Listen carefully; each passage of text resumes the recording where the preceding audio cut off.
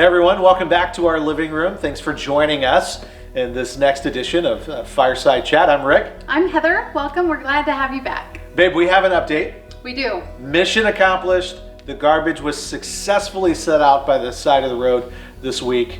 It was a beautiful sight, seeing the garbage truck pass our house and stop. Yes. So, no flare-ups, no dust-ups, no arguments related to garbage. We got it done. Yeah. Hey, we also have something to thank everybody out there for.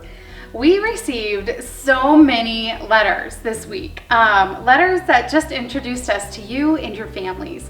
Even some Christmas cards from your past, which have been fun. It's been a fun way to get to know you, so thank you. We really enjoy getting your letters. Yeah, thank you for giving us the opportunity to get to know you. And you know, one of the things I've been thinking about, I still laugh about, is I've been the senior pastor here for 4 or 5 weeks. I've yet to preach with people in the room. It's always to the camera. And for right now, that's totally fine. And I feel like everybody's had a chance to get to know me a little bit, but now you've given us an opportunity to start to get to know you. And that's exciting for me. I really appreciate that. And I just want to say thank you. Yeah. All right, so this is a big week. This is one of my favorite weeks of the year.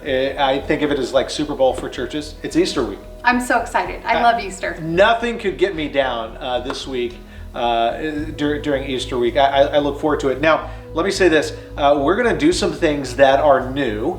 I'm doing something that I've never done before. I don't know if you've ever done this before. Maybe you've done this before, maybe you haven't, I don't know, but we're going to do digital communion. How do we do that? How do you prepare for something like that? Well, this is what I want you to do. I want you to gather crackers, bread, wine, or juice in your house. If you're saying, hey, you don't have some of those things, just pick something. If you don't have grape juice or wine, that's okay. Use water, use milk, use apple juice. And I know that feels weird. You've never done communion with milk at church before, probably. Let me let you in on a little secret. Hopefully this isn't a secret. The object of our worship is what's sacred, not the elements. Jesus is the one who is sacred, and remembering him and celebrating what he's done for us, that's what's sacred. And he is not disappointed if we remember using the best options we have available, even if it's not what we typically use at church, or even if it doesn't necessarily mimic what he used during the Last Supper. That's okay. So we are going to invite you to participate. If you're watching with your friends, with your family, even if you're flying solo and you're watching this just you in your home, have those elements ready when you watch the Good Friday service on Friday. And we're going to post it at 6 a.m. and it's going to be available on demand. You can engage it at the time on Friday that's most convenient for you. And have those out. And you're not just going to watch Good Friday. You're going to participate in the service by doing communion at home. I hope that you'll engage with that. I would love it if you would take photos, share those photos of how you're engaging. Use the hashtag Autumn Ridge Good Friday. And there's also another element. I don't want to tell you too much, but I'd love for you to have a red marker available when you watch the Good Friday service. And I'm looking forward to it. I'm super excited. Yeah, we're going to do that together as a family here. It'll be a little weird for the kids to sit down in the basement with me, watching me on video. But that will be weird. But you made your vocal debut. I did. Heather is singing in the Good Friday service along with Kate Robinson. Yeah, it was very fun. Yeah, I'm excited for you guys to get to see her in that way. And then Easter on Sunday. And let me just, I'd love to hear your perspective as a mom on this. You have traditions that you have kept in place with the kids over the years. Mm-hmm. And some of the parents out there might be saying they've got some really great traditions and they're not able to keep all of them. Yeah, we're not. And it's okay. I think those are things that traditions, especially, we have to have with an open hand and not get too attached to them and just realize this year is going to be different and maybe the beginning of something new and great. Maybe launch a new Easter tradition. Yeah. I don't know, maybe like a family breakfast or family devotion at breakfast. Family devote. You just Jesus juked me there, babe. You just took it up a notch. I would like to announce that I write all of Rick's messages. Anyway, but no, that's great. I love that. It's a chance to start some new traditions, and I would encourage you, if you dress up normally on Easter, dress up. Yeah. Make sure that space that you're watching the service and engaging the service is neat and tidy. Take photos of maybe Easter selfies or photos with you and your friends, you and your family. Post those. Use the hashtag Autumn Ridge Easter, and it's not just a way to just pretend. When we do stuff like that, when we share our photos and we're united by that hashtag, it's a way for us to say, even though we're at a distance, we stand united together. That's my hope. That's the heart behind these things. And I think that would be a lot of fun. I think so too. You ready to join me in that? Yeah. You're leading the Easter morning devotion? Oh yeah, I got this. All right. I hope everybody's doing well out there. There's a couple of things that I'm frustrated with. I'm struggling. One is, you see I'm wearing a hat today. I'm like a barber every week and a half kind of guy. I feel like I'm turning into a weird version of a chia pet up here. I'm about to do the Easter message. My hair is going to be looking funky. I have my first order of mail order hair dye coming. Okay. We'll see how that goes. I'm not helping. I- I'm not helping with that. It's Anyway, fine.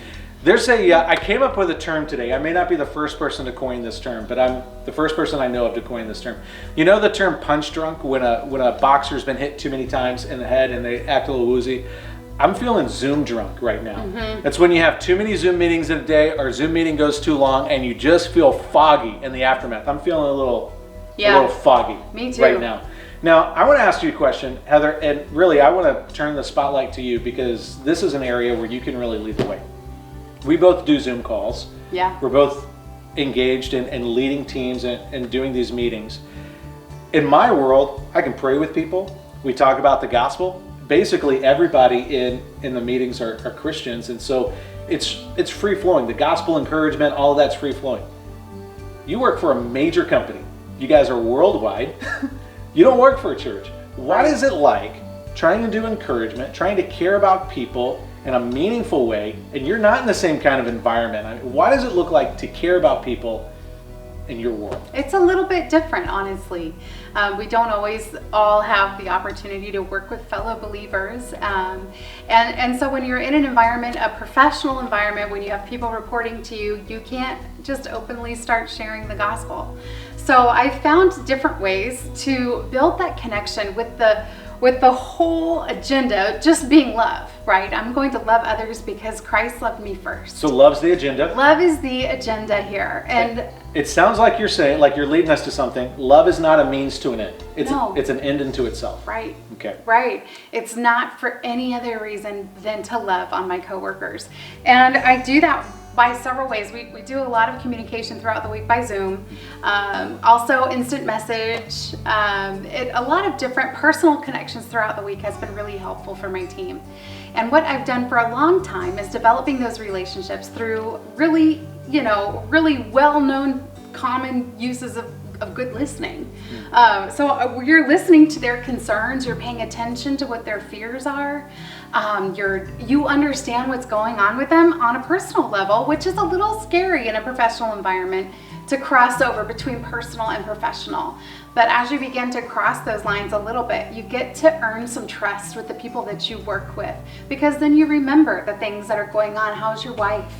I know your grandmother was sick. How is she doing? These are common things that we do to tell somebody else that we care about what's going on in your life. And by doing that, we built this foundation of trust. Yeah. And so when things get tough, like Utah has a coronavirus outbreak and then an earthquake. Basically, a lot of people from your team are in Utah. Yeah. And Utah right now is ground zero for the book of Revelation.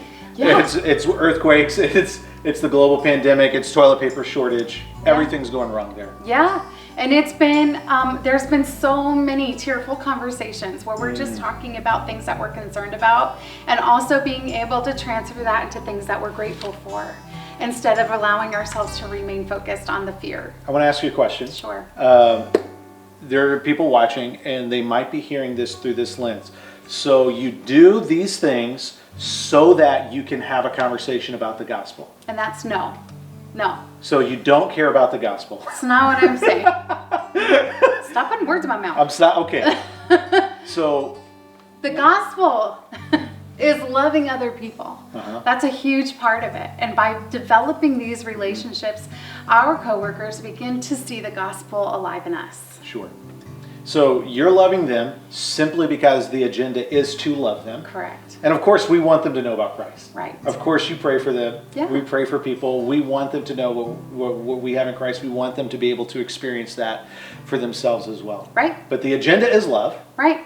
and we celebrate when they give us permission to talk about this. Absolutely. And does that ever happen? Absolutely. Yeah. Okay. So the encouragement for everybody out there watching Fireside Chat is, if they're not a professional Christian like me, they don't work for a church,